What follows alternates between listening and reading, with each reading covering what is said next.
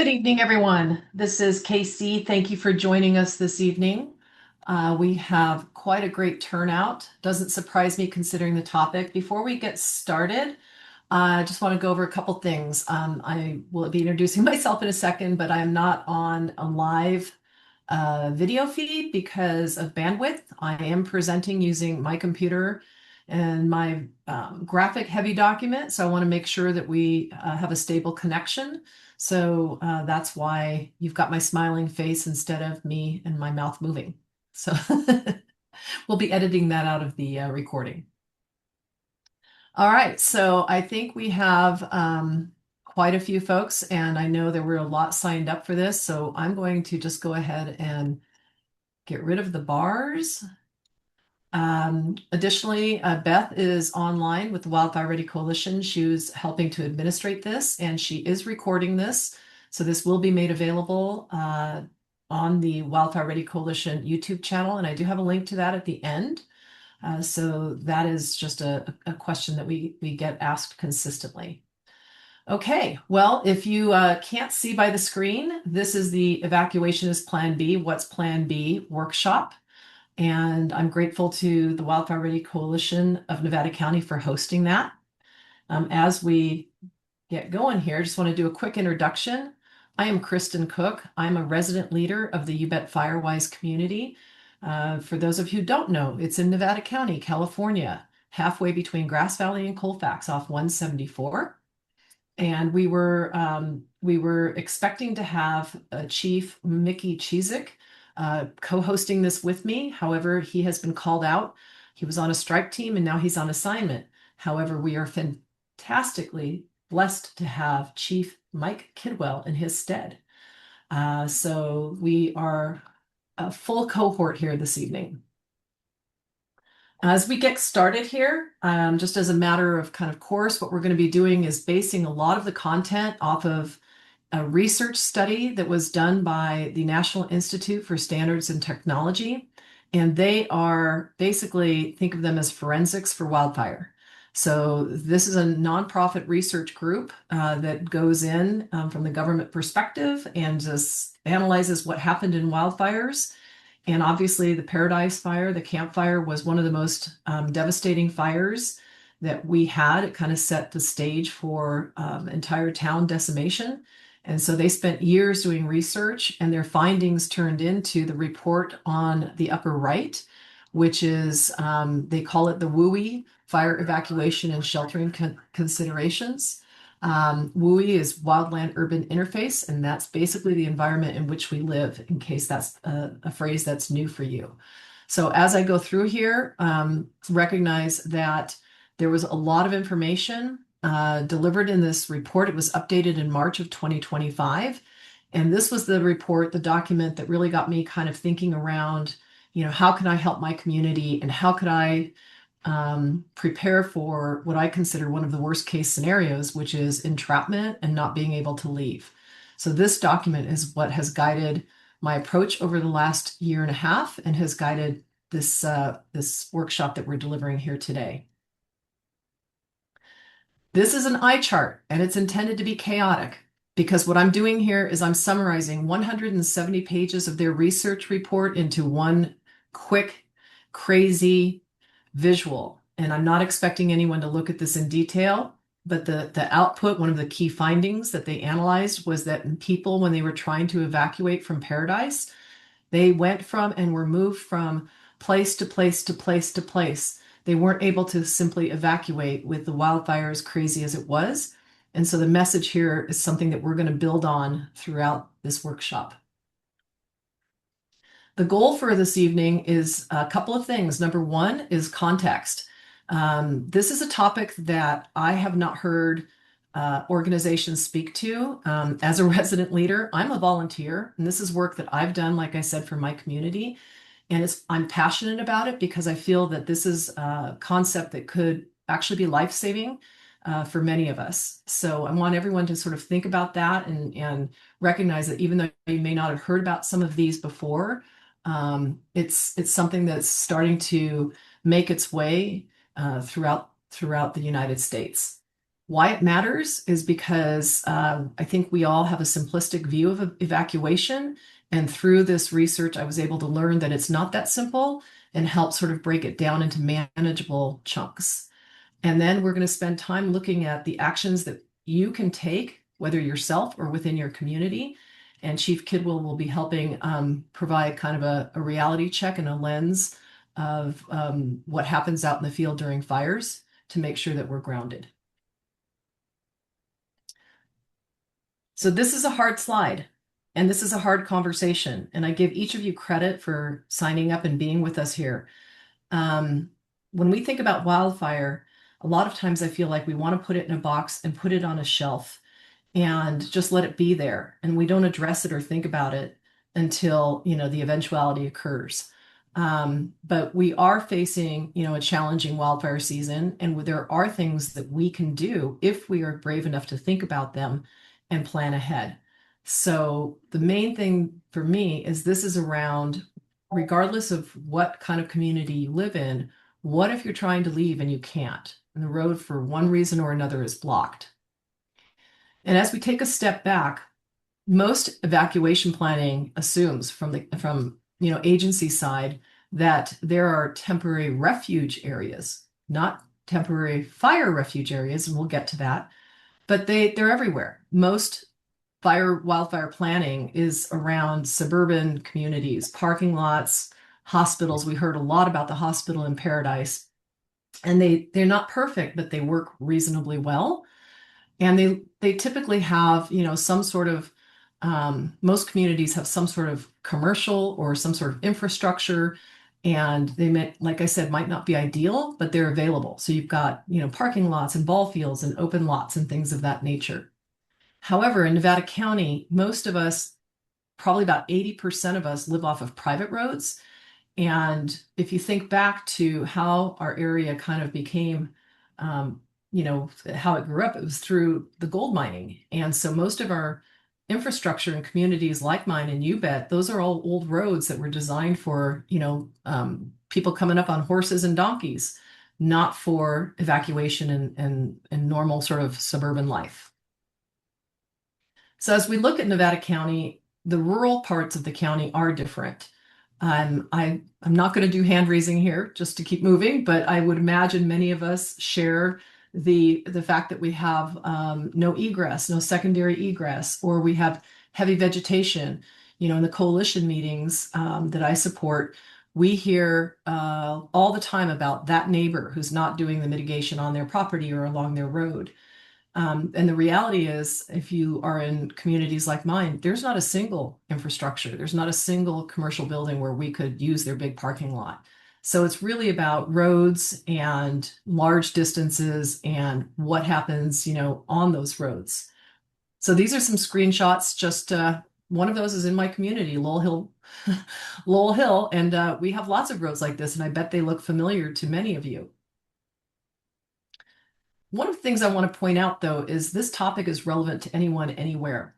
And even if you happen to live in a community that's near a major highway, I-80, you still have to get there, and there's still lots and lots of trees surrounding those areas. So the idea of having and being prepared for the idea that you have to find a place to pull over and find a place to refuge while evacuating isn't relegated to any one type of community. It could be anywhere, anytime. Even if you're driving through the Sierra Nevadas and you're on a highway, if you kind of, zoom out and think about it, if a wind-driven wildfire blows through there, it would be very challenging if you have no place to stop and don't know where to stop.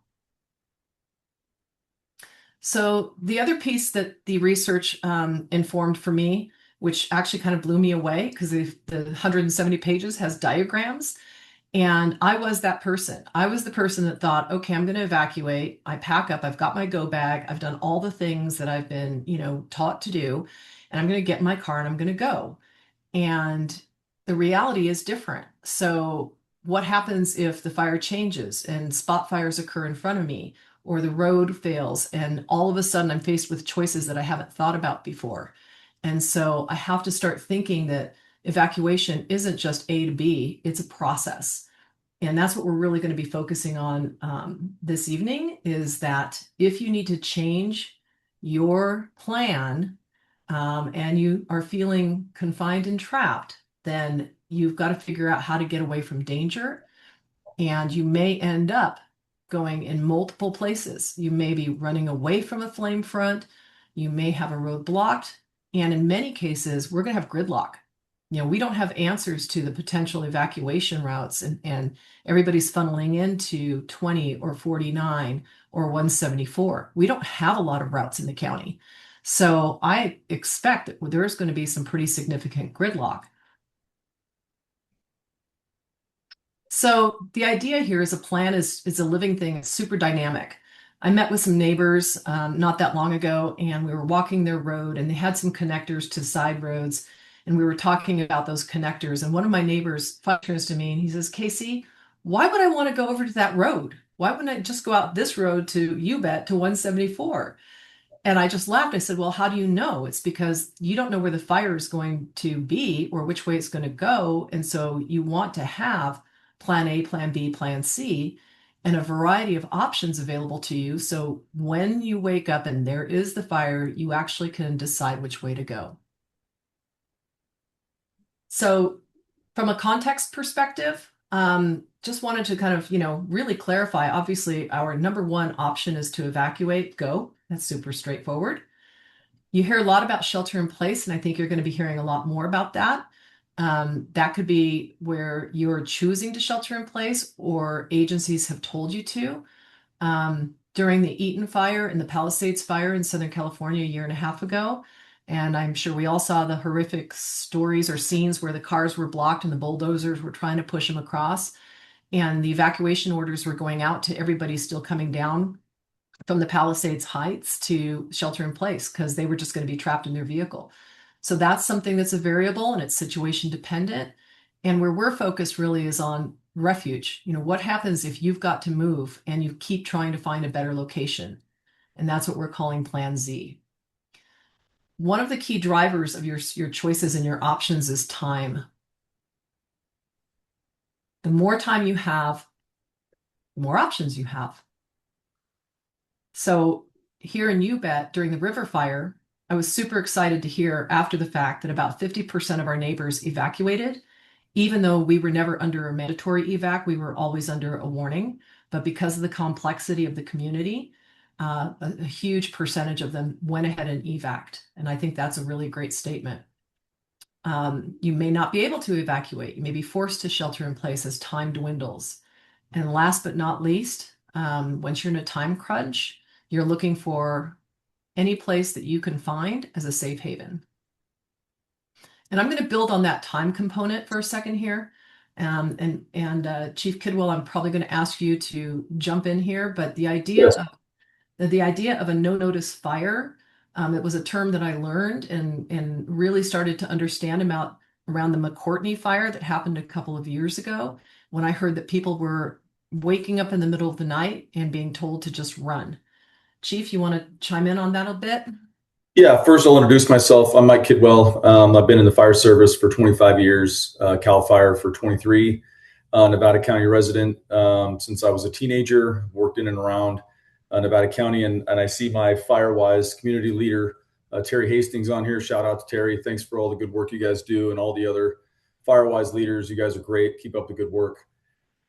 Yeah, this is a really important topic, and the no-notice fire is really the thing that keeps me up at night as well.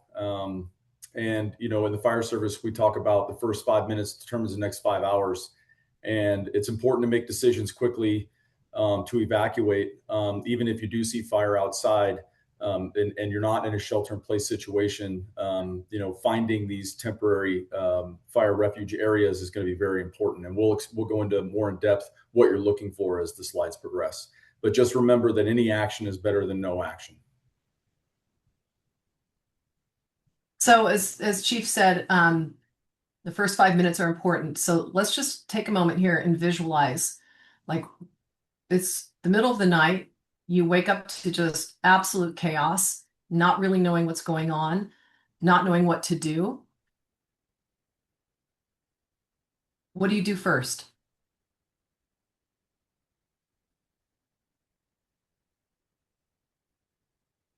Chief, you want to take this? Sure. Yeah. So first of all, you're going to try to find information, right? So whatever your community is doing, and Casey and I talked about this earlier. In my neighborhood, it's a phone tree. In hers, they have a complex radio network. Whatever that is, get the information. I know there's a lot of places, radio stations. Radio is a really good way to get information. And then find out, like, you may be able to see the fire, you may not be able to see the fire, but you want to know where it's at. You may have your internet watch duty, some of the other apps out there where you can find out locations of fires. So it's going to be important that you don't drive towards the fire. You want to use the best evacuation route that you can to get away from the fire. You don't want to drive towards the fire. And then communicate to others that you see. If you see them driving towards the fire front, maybe encourage them to go maybe the other way, or to go with you if you have a good route out. But just remember that when you are doing that, if you're going off of limited information, be careful about spreading misinformation, because that could be just as deadly as no information. And then make your decision on what you're going to do, whether you're going to leave shelter or prepare to stay and do whatever you're going to do. So yeah. Yeah, that's awesome. And you said something that actually happens here in UBET. You mentioned that we have a general mobile radio program, and it's pretty active. And that's something that we battle. Everyone wants to jump on the radios and say what they think they're seeing or hearing. And I like that you said bad information is is not a good thing, right? And so it happens to us all. It even happens in the fire service. We have to base our actions on limited information. And there is a chart that I don't have it in your slideshow, but if you wait to have all the information, you're not going to have time to react. So you have to act on the little information you have and make the best decisions that you can at the time. And often after a fire, we'll look back and say, well, why did so and so do that? And it's because they only had a small picture that they were looking at, and hindsight gives us the full picture to look at. You're not going to have that luxury. You're going to have very limited information, and you have to make the best decision you can with that information. Obviously, it's going to be evacuate early, and then in the absence of being able to evacuate, find these TFRAs that you can escape the fire front safely, and then escape to another spot and another spot and another spot. perfect. So when we think about many of you, I see familiar names here, have heard me say ad nauseum, hope for the best, plan for the worst. And this is an example of the worst. The images around why would the road fail? And there are dozens of reasons. Some of the main ones, we talked about traffic jam. The fire could be crossing the road, narrow roads surrounded by trees. Joanne Feitz Kaufman, who heads up the Wildfire Ready Coalition, has really drilled into me this notion of hazard trees. So we're constantly looking at our road system in UBET and trying to identify hazard trees, and those are the ones that need to come down, because either during a snowmageddon, a winter time, or during a fire, they're going to fall and block the roads. And then smoke. One of the things I don't think we think enough about is that, if you've watched any of the movies from Paradise, it's the middle of the morning and it looks like the middle of the night. And so this notion that you can't see where you're going, and if you can't see, how are you going to do what Chief just said and make good decisions, right? So the more knowledge you have of your area and have like a mental imprint, when it comes to game day calls, you'll be able to make a judgment call. So let's jump into this now. Here's the definition from the National Institute, the research study around what a temporary fire refuge area is, and this is the language they use. It is a location that may provide reduced exposure to wildfire conditions when safe evacuation is no longer possible. So think about that. I think you can't evacuate. I think it's important to discuss this a little bit in depth, because we do this in the fire service also, and we have our TRAs is exactly what we call them, temporary refuge areas, and we also have safety zones. And we constantly have to reiterate to professional firefighters that they're not the same thing. And so the way we relate it to people is a temporary refuge area is somewhere where you can escape the fire for a very limited time with some sort of protection. So we're talking about the protection of being in your vehicle, or the protection of, I heard Casey talking about wool blankets or welding blankets earlier. That's probably a pretty good option. or just distance away from one of the fire fronts that's coming through. A safety zone would be somewhere where you can be there outside without any protection on and be completely free of heat or smoke, and in a safe area that's not going to be threatened at any time. And so in my mind, a safety zone is going to be something like the NU football field, where the TRFA is going to be like, because I'm in Nevada City, someplace like the baseball field at Pioneer Park, right? Those are two very different, and we'll go in depth on that later. But I just want to make that very clear that we're not like a TFRA is not somewhere you go and stay for a long period of time. Yeah, thank you, Chief. That's great. I think, going forward, think of it this way. On the left-hand side, you have a safety zone. That's the best. Next to that, you have a temporary refuge area, which is what the fire departments identified during a wildfire.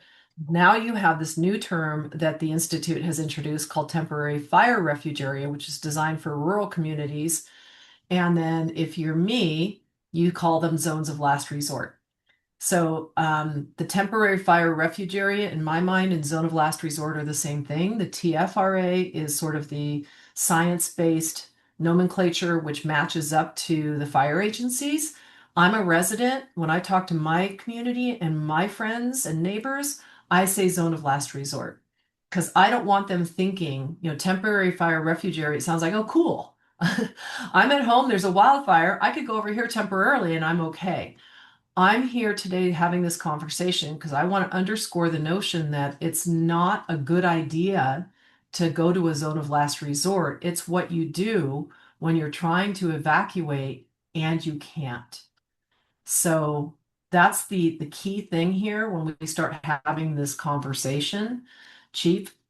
Yep. So, and just to piggyback on what she's saying, some of my peers are a little concerned about some of the ways we're talking about this with quote unquote civilians, because the areas that you're going to be looking for to seek refuge are the exact same areas that we're going to be using to try to move into the fire area in our fire engines and our various equipment. And so I think that's an important part to think about also, is that if you plug up those TFRAs for an extended period of time, you're also hindering the firefight of people like our equipment that's trying to get into the fire area to try to mitigate the hazard. So make sure that you're not staying in these places for longer than you absolutely have to, right? So what is the last resort, the zone of last resort? Not, right? It's not a safety zone. We've already covered that. It's not a substitute for evacuation. So if you have a clear path to leave your neighborhood, we don't want you pulling over and waiting to see if you can go back into your house because you don't want to be a part of the evacuation and be out of your home for a week or so. I understand how inconvenient that is, but also evacuation is just always going to be the best and safe option, because maybe 7 times out of 10, you can go back to your home and everything's fine. But those 3 out of 10 are the one that you're not going to survive, right? So you're doing this for the what we call low frequency, high risk situation, right? So it's not a substitute for evacuation. And it's not guaranteed protection. There's going to be a lot of wild things going on. If you're using one of these zones of last resort, then you are actually part of the firefight. And so there's a lot of like just crazy things that go on within the fire area, like fire tornadoes. We were talking about conflagrations of groupings of trees, crown fires. These are incredible things to witness, but you don't want to be anywhere close to them. And then it's not a gathering like we've just been talking about. You don't want to stay here and exchange information and talk about what you saw or how you evacuated. This is not the time to tell your story about what you've just been through. You'll have your time, and everybody wants to hear what you have to say. But this is the time to basically rally, get safe, make sure the smoke clears or whatever the hazard is that's held you up, that kind of goes away. And then you continue to move on to the next space and the next space and the next space until you can get to that evacuation route. And then it's really important to like what Casey is saying, that this is a last resort, right? That means that you no longer can evacuate for whatever reason. We don't want to use this as a substitute for evacuation. That's a very important point. We're going to keep driving that home. Well said. I actually think I chuckled when you said it's not a gathering. So here in UBET, we have a lot of fire starts in our community. We've had 2 already. And people tend to gravitate to, like, a staging area, if you will, to find out, it's human nature. I was at a fire 2 weeks ago, and all my neighbors, they're like, coming up, coming up. I'm like, hey, you guys need to stay back. You guys all came But they through were, the fire. yeah, yeah, they're smaller fires, but at the same time, if it's a bigger fire, we're not there to chit chat. And the same thing with communication.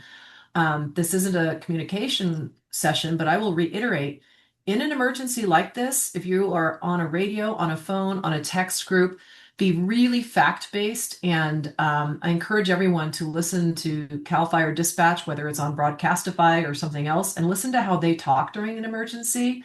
And recognize that if you're talking to family members or neighbors, you're going to have to take a deep breath, try to stay calm, Clear and then communication is roll the key. dice. We try to keep our communications concise and to the point, and not tie up radio traffic or airtime, because that's precious to everyone in that area. And so you just want to keep your messages really clear and concise. Exactly. And then once you have the information, the best information you can in the moment, if you're being pressured by a fire and it's go time and you don't know where you're going, I'm going to say this straight out, you guys, it's a crapshoot. We can say as many times as we want, there's no guarantee of safety in a zone of last resort, but that's what we're talking about. Worst case scenario, where you can stay in a fire, or you could find a place to hunker down that will give you better odds.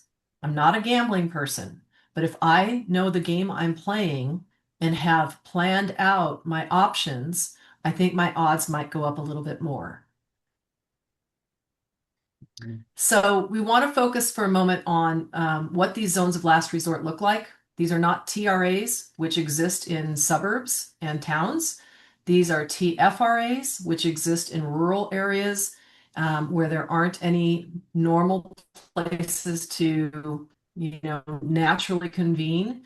These are areas that you're going to be picking based on your community and where you live. And Chief, if you wouldn't mind, just kind of from your Yes. perspective, what are the big red X's? What are the things we should not do? Oh, so this is pretty much what 90% of Nevada County looks like, right? And that's what makes our areas so fire prone.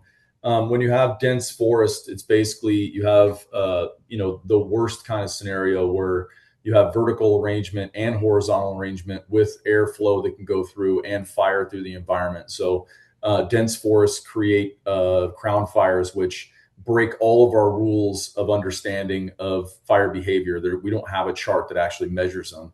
There are some videos that have shown the inside of a crown fire, but they break the scale real fast. So you don't want to be in a dense forest area. So if you're in a place where you can't see through the trees, you need to go somewhere else.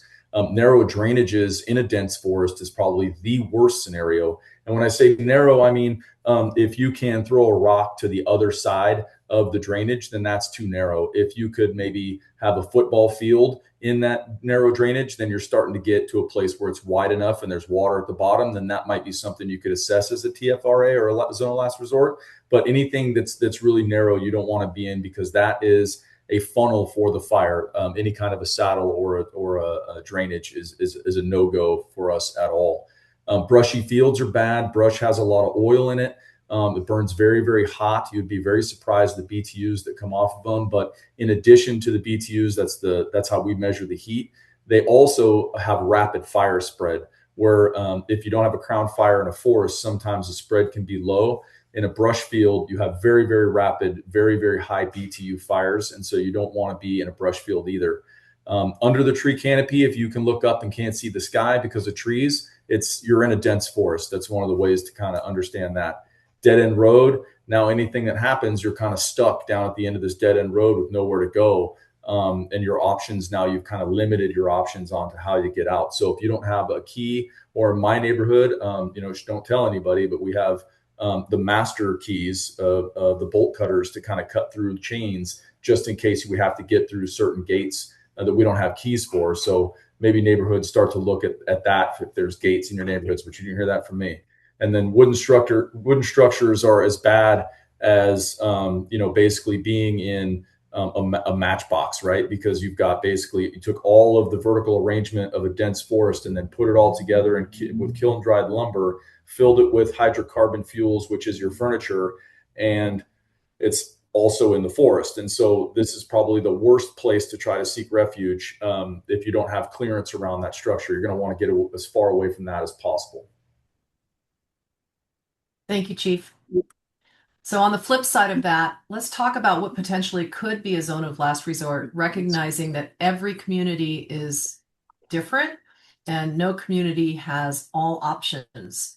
Sure. And these are all really good options under certain conditions. Obviously, the latter, the large gravel area, the quarry, those are no brainers, right? Rock doesn't burn, at least unless it comes out of a volcano. So those are going to be pretty good areas to seek refuge. Community common areas, as long as they're large, it depends kind of on the community common area, but it could be that it's just a place for you to stop over to go to the next place. And cleared property obviously is a good place if it's a common area that has good ingress and egress. But I want to talk about the open meadow and the grazed pasture, so you don't get we don't set you up for a trap. If it's an open meadow, make sure that it's a green open meadow, that it's not an open meadow of dried grass. An open meadow of dried grass would be as bad as standing in a brush field. Right back to the BTU conversation of light, flashy fuels, fast moving, high heat fires, right? The grass fires are actually very deadly for firefighters. And a grazed pasture, how long have the cows been there or whatever animal is there? Are they newly on that pasture or have they been there a long time? What we're looking for is a grazed pasture that has the quality of, say, a mowed field, right? So you don't want your grass to be higher than, say, 3 to 4 inches off the ground, or else you're going to have a lot of problem with fire around you again. So those two examples, there's a very limited quality there. Chief, could you answer a question for me? Because Sure. here in Nevada County, I opened with saying that a lot of, kind of history around gold mining. And so there's quite a few communities that have diggins, whether it's Yeah. Malakoff diggins or up here off the Bear River and Steep Hollow Canyon. And I hear people say, hey, I'm going to go to the diggins. And can you address that? Sure. I mean, if we're talking the diggings up in Malakoff, like I just drove Jackass Flats, and that area is perfect, right? That's a safety zone. It's wide open rock for a long, long ways. But then you take Hirschman's Pond is also another diggings area. Not as well, you wouldn't be as well protected because the vegetation has grown back into that area, and so it really depends on what kind of diggings you're talking about. And to say diggins in that kind of general reference is almost like how we generalize the names of plants. It really depends on your local area on what diggins you're talking about. I know in the U-Bet area, you guys have a diggins area behind you in the Chalk Bluff area. And that's another good area that would work, but how do you get to it is one of the other big issues. So you want to make sure you assess those diggins areas before you go into them and make sure that they're not choked with vegetation. You want to look at it for yourself. Thank you. So let's just underscore something that Chief mentioned. Just because there's an open space, it could be a field or anything else, it does not automatically mean it's suitable for what we're discussing under the temporary fire refuge area description. And this is kind of leading into the next step, which is what are the things, if you guys are going to take a look in your communities, what should you be thinking about? What should you be considering? Like, how do you even frame up? Where do you start? So, in general terms, there's quite a few factors that you do need to consider. And, again, you probably have large pastures or neighbors with a lot of land that they've done great clearing, and you're wondering in the back of your mind if those could be a zone of last resort. I will say that in my community, I've identified like 5 different places that we're calling zones of last resort, and we're working on them, but none of them are safe zones and none of them are perfect. And so for us, a couple of examples would be the Hanson Brothers Quarry, which is in the U-Bet community right off the Greenhorn Creek, because it's got gravel. Another example is the Peninsula Campground, where we dead end, our 9 Mile road dead ends into that campground at Rollins Lake. And there's, parking lot and water. Yes, there's a lot of big trees around it, but if I had to choose, I'd rather be on pavement in a parking lot. So we also have neighbors up Chalk Bluff that have purchased some large land, and the entrance to their land off of Chalk Bluff, they're making available to the community. So we're working toward figuring out how to do that. And CAL FIRE Chief Cheezick has come out to evaluate that for us because I don't know. I can't make that decision. So I rely upon the experts to say, we have the access. Here's some things that you might want to improve around it. So, Chief, if you would like to, kind of give a little more detail on this, that would be great.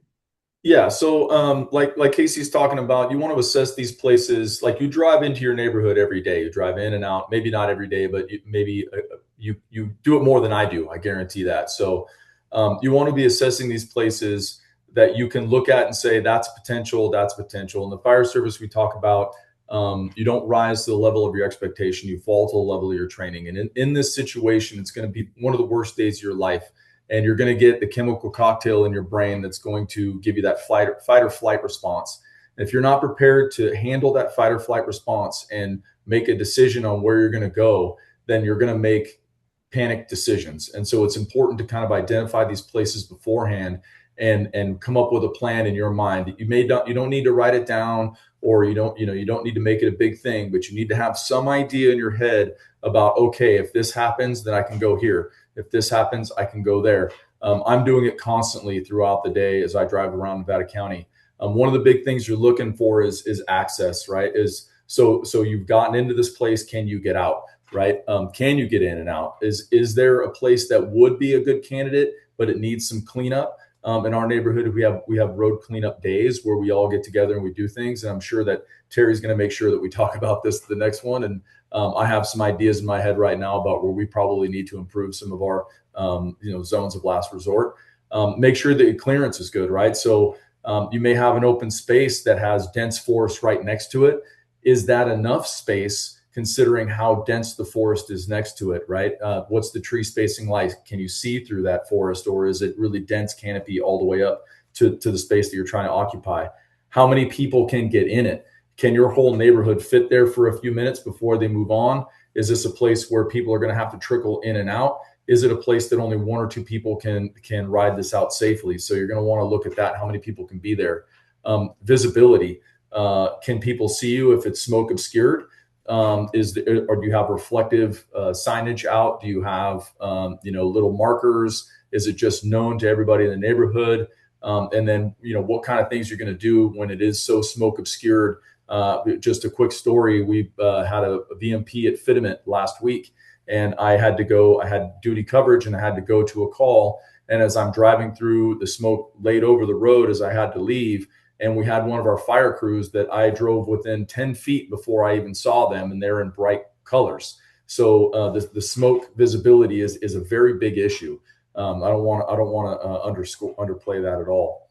And then, like I talked about before, can you improve the survivability of that zone of last resort? So can you get together with your neighbors? Can you get permission from your neighbors to improve their property or their zone maybe that you're going to use, and then get together and do it?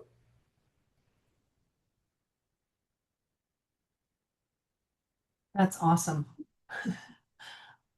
I went to see who was online and now my screen is not working for me. Sorry about that. I can tell more stories if you'd like. Please jump right in for a second there, Chief. Well, I'll tell you, we kind of skipped over it, but when we were talking about safety zones, I myself was in a safety zone on the Motion Fire, driving one of our old Model 5 engines. So that's an open cab, a little bit like a Jeep, like a larger version of a Jeep. And I had some water bottles, and we had some out of county bags and things strapped to the outside because we were limited for compartment space in the engine.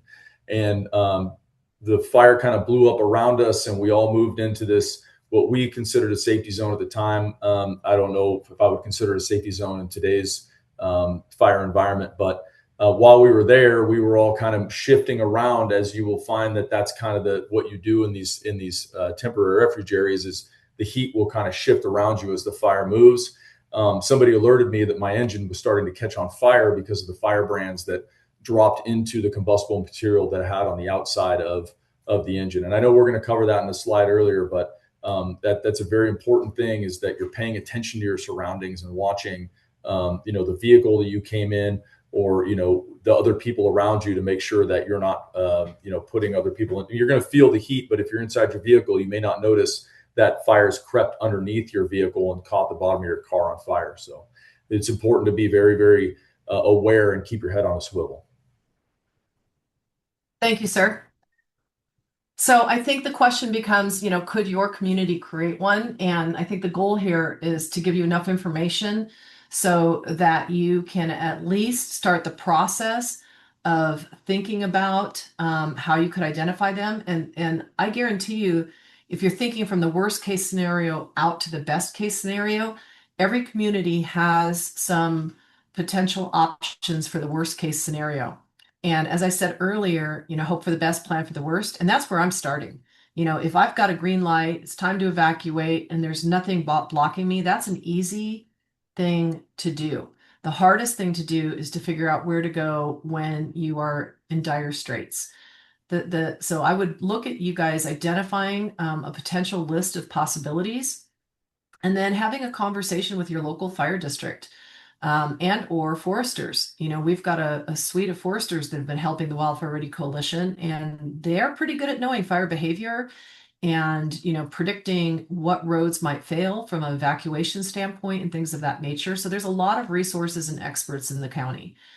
Once you identify those, and this is where I'm at right now, is with this neighbor's property at Chalk Bluff, is improving it.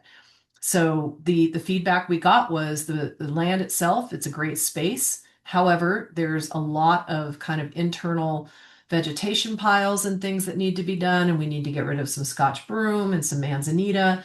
So having someone tell you these are the things that you can do to reduce the radiant heat, encourage more neighbors to park there if needed as a last resort and hunker down, with the right tools and the right protection and so forth. The last piece here I want to point out is this is something that, you have to refresh every year and maintain that. So when Chief talked about the grasses, we've got a property owner here, third generation. He's a great soul, and he actually has groomed out a part of his land so that it is the official medical helicopter evacuation. So it turns into a pretty good zone of last resort, but it gets lots of weeds every year. So we have to actually go in and, we all kind of come together and help maintain that to get it ready for fire season. Yeah, I think the maintenance point is really important, and living in Nevada County, this has to become a lifestyle for you. I know in the wintertime we get all the snowmageddons and the storms and the rain, and that all comes through and it kind of lulls us to sleep. And then we maybe had a couple of mild summers where we didn't have a lot of fires, but it could happen at any time. And it needs to be a lifestyle where when you're driving, because you may not be at home when this happens, you may be somewhere else.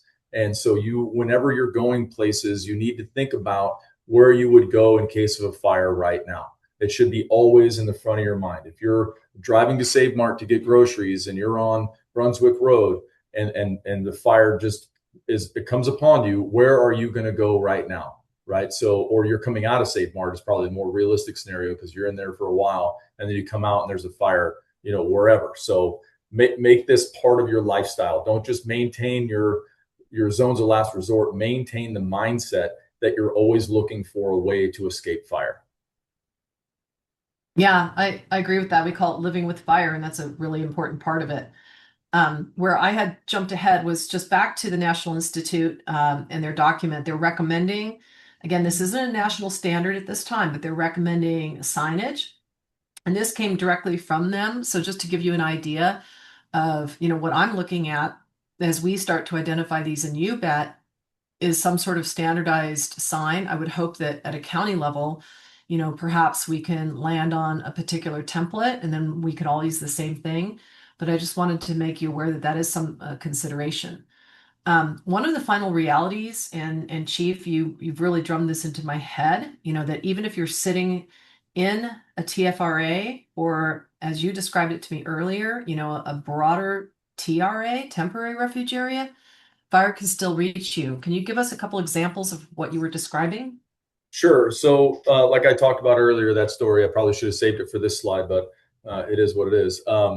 you still have a lot of firebrands raining around you, right? Because we're not talking about a safety zone, and we're not talking about you've evacuated the fire. We're talking about you can see the fire, you can feel its heat, you see things burning, and fires are very loud when you're close up to them. They're very chaotic. There's a lot of things happening. Spot fires will start to ignite around you in the vegetation. They may catch. I know a lot of people in Nevada County drive around with things in the bed of their truck.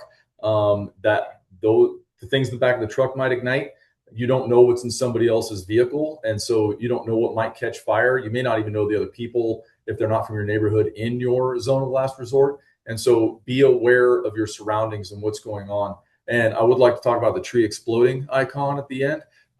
It kind of gave me the impression that a tree would explode like a dynamite would. And then Casey explained to me, no, we're talking more about what we call torching or crowning. And that's when a tree reaches its ignition temperature and appears to explode because it ignites all at once, like everything goes up at once. And that is a very terrific sight to see. And it will scare you if it's the first time you've seen it, but you don't want to fixate on that, because it's what's happening behind you that's going to be the problem for you, because that's happening.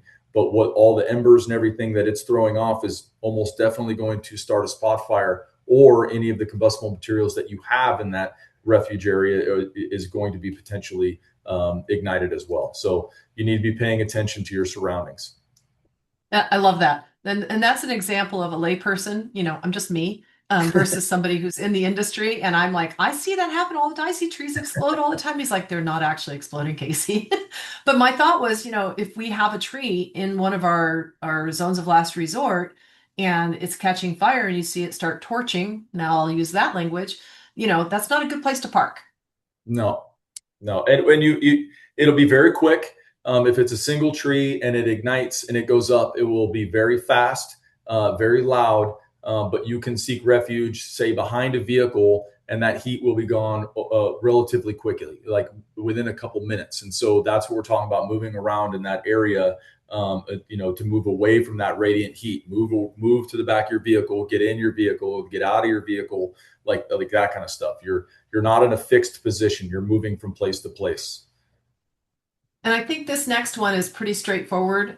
It's just a quick emphasis visual that says, being around certain aspects of the fire is less deadly than being around other aspects of the fire. It's not a polar yes or no, safe or dead. Hate to say that. It's about, trying to find areas where the heat is less. And we're going to keep moving on just for time's sake. There were a couple other things that we wanted to touch on. So while you're, in your vehicle and you're trying to get somewhere, if you are not able to, the first step is, you want to turn around if safe, back up, head for open ground and avoid heavy smoke. And Chief, if you could just quickly talk about if you are trapped in your vehicle and you are staying in your vehicle, what the steps are to make sure that, you're not getting the toxins. Yeah, obviously you want to, if you have your air conditioner on or whatever, you want to turn that off because you want to keep the smoke out as much as possible. If you can, you want to put something in the windows to block that radiant heat. So Casey was talking about carrying around a welding blanket or something like that, moving blanket. That would be good on your body, but it would be even better if you could hold it up against the windows in some fashion. Those reflective window shades that you have in windshields, that's a good way to block radiant heat, because again, we're not talking about seeking refuge in your vehicle for a long period of time. This is a last resort, so it's to shield you from that initial blast of radiant heat and then allow you to get away. You want to stay low in the vehicle, so that way you kind of escape that radiant heat that's coming through your windows. You're going to try to call 911, or if you're in that community group with radios or some sort of communication and you need help and you know that there's some help available, you want to do something like that. So alert somebody to what's going on with you.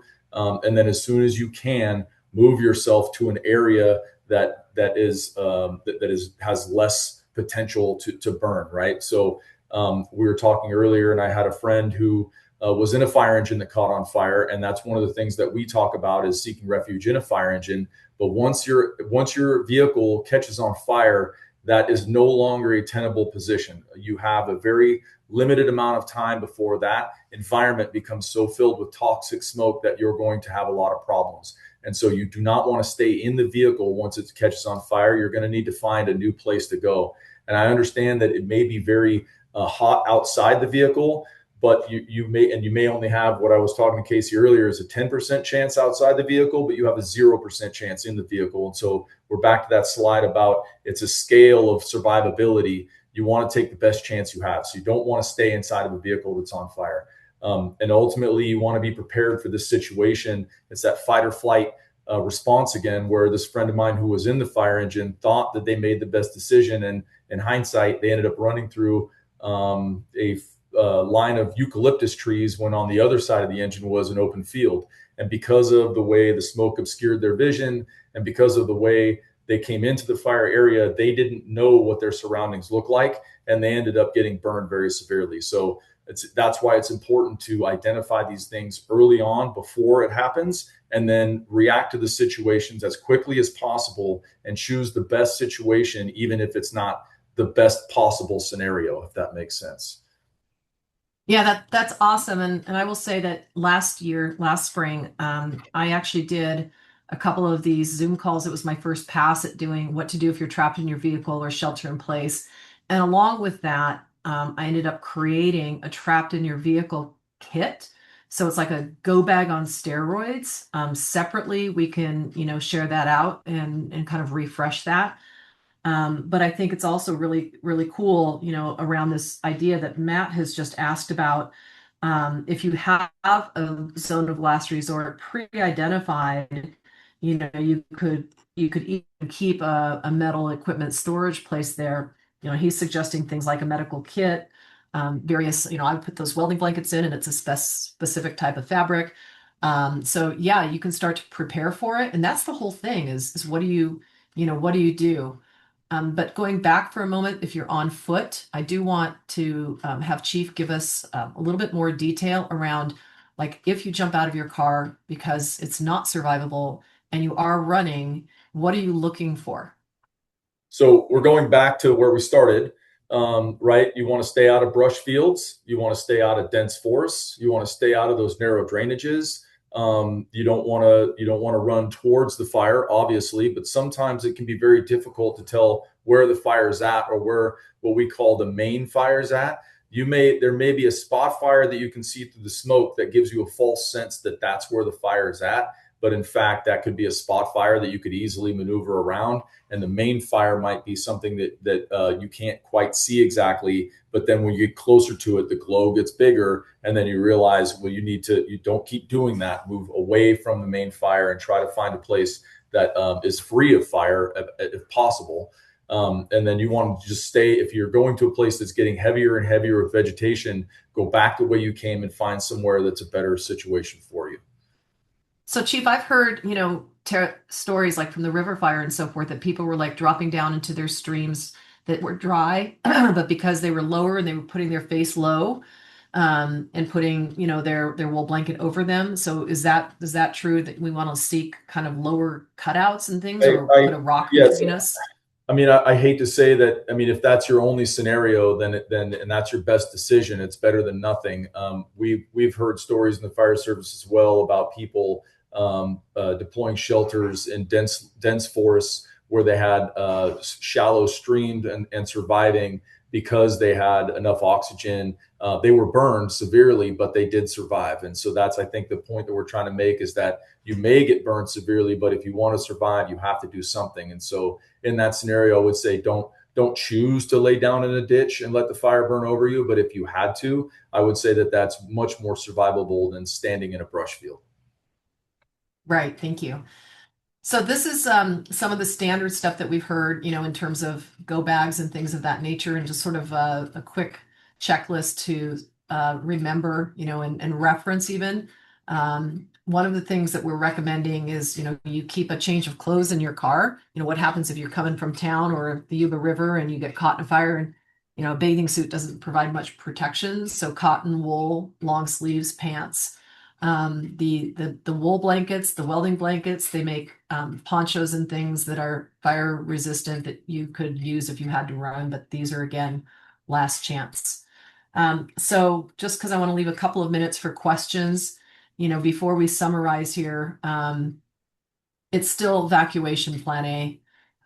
You've got a lot of options between starting off going from point A to point B, front door to a safe place. And then if you can't do any of those ideas that you have in your community, Plan Z is the zone of last resort. So I do want to underscore that. I think we have. And before we get to the closing, and there's a QR code which will drive you to the escape, some self-training. I want to open it up. Did we have a couple of questions, Beth, that we can address? I think we already kind of answered Matt and Shirley's questions, but I'll just repeat them in case they wanted to ask further. So Shirley asked, what about reservoirs? She lives near Bullard's Bar, and she's wondering if that is a good place to retreat. And then Matt, you mentioned Matt's comment about emergency equipment. So that was it. Anyone else have any questions at this time? Well, I could answer that Bullard's Bar question because my immediate response would be, how much water is in the lake at the time? And are you on the lake or are you standing on the edge of the lake? Because I know when the lake is full, the vegetation comes all the way down to the lake's edge. And only when we get like deep into the summer, like August and September, is there enough separation from the fuel that I would consider that to be a good place to go. So I think that that's really dependent on the level of the reservoir, or if you're on the lake or not. Thanks. Beth, are there any hand raisers or shall I move on? Nope. You guys covered it. Great job. Okay, so in terms of next steps, you guys have a couple. One is this program called Escape, and that is the National Institute, the report that they put together. From that, they created a website that's resident-based or resident-facing, and there's some really brief modules that take you through the considerations. And so from their perspective, they would name the report Escape, and being, government, it's clever. Evacuation and sheltering considerations, assessment, planning, and evacuation. So the QR code is here. This will be something we post out in the Wildfire Ready Coalition, but you can go ahead and take your phone and take your camera, and it will take you right to escape.nist.gov. So that is really helpful, allows you to kind of internalize what we've talked about and apply it to your own community or your own escape.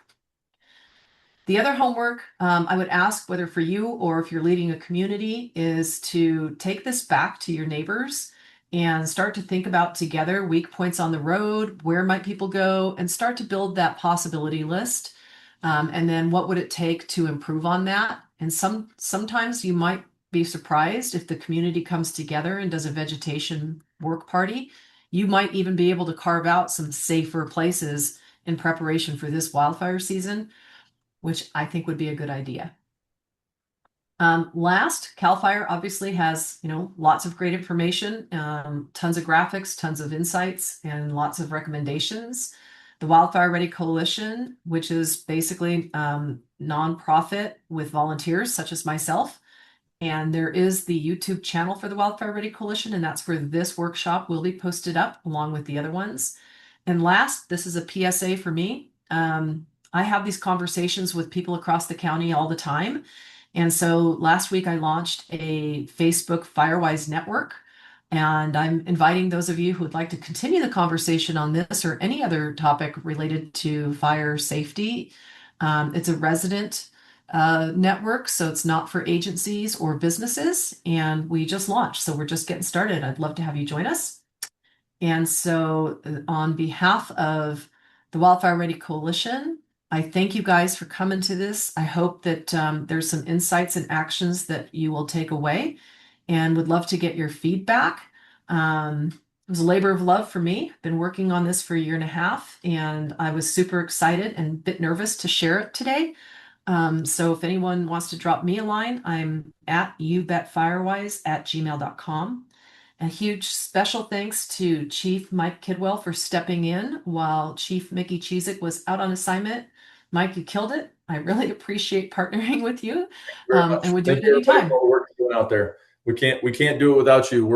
Our top priority is protecting life and property, life being primary. And so it's really important that you guys help us in these endeavors. And this is a huge step forward towards that. So thank you so much, and thank you, Casey, for putting this together. You're absolutely welcome. And Chief did say he's on a 24-hour shift, so he's happy to stay here and answer questions till midnight. Yeah, day 6 of 24-hour shifts, no end in sight. Thank you for what you do, Chief. We You're welcome. appreciate you and all of your CAL FIRE team. It's my pleasure. All righty. Everyone, have a good evening.